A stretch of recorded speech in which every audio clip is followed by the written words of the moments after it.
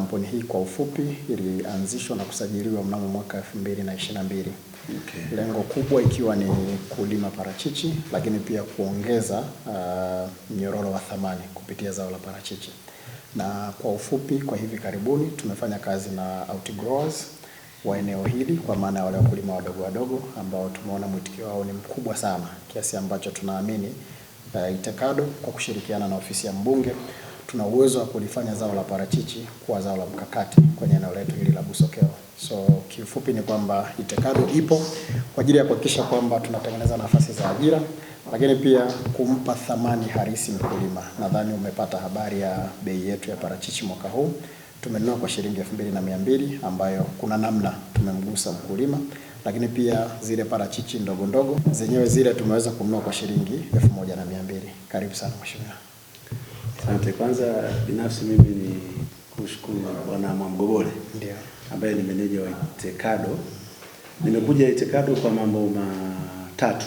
La kwanza kufahamiana, kujitambulisha, nifahamu uwepo wa ofisi ya Itekado na shughuli mnazofanya. Nafahamu lakini rasmi kuja hapa ofisini.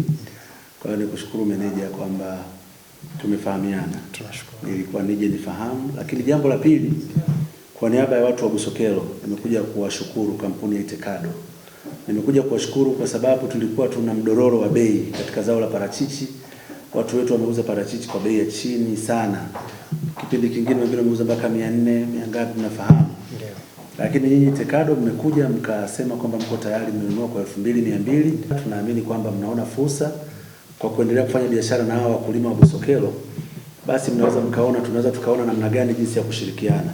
Mimi kama mbunge wa Busokelo tuko tayari kutoa elimu kwa watu wetu na kuhamasisha kuendelea kulima zao ile parachichi kwa ubora zaidi, kuhakikisha kwamba wanapata matunda bora na wana supply kwenu vitu vilivyo bora ili muweze kutoa kitu kizuri, na naamini hata bei itaongezeka kabisa. Kwa hiyo mimi nakushukuru sana, naomba nifikishie pia salamu zangu kwa uongozi mzima wa Itekado, kwa maana ya mkurugenzi, nafikiri mkurugenzi, mfikishie salamu zangu za dhati na kushukuru sana.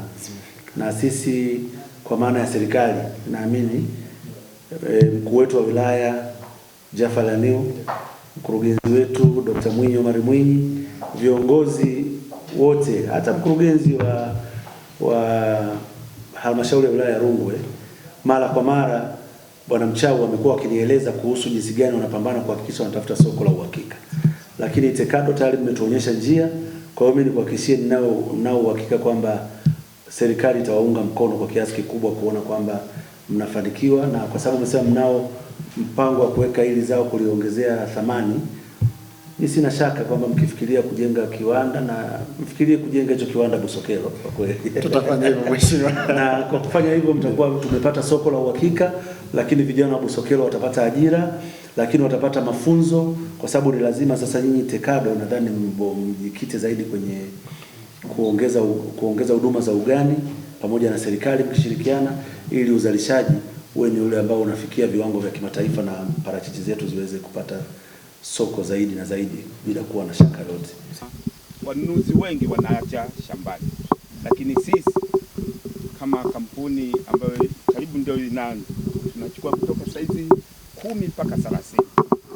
Kwa ndio ambayo pengine tunaweza tukaboresha kwa wakulima ili zao hili liweze kuwa na thamani kwa mkulima. Asante sana mheshimiwa.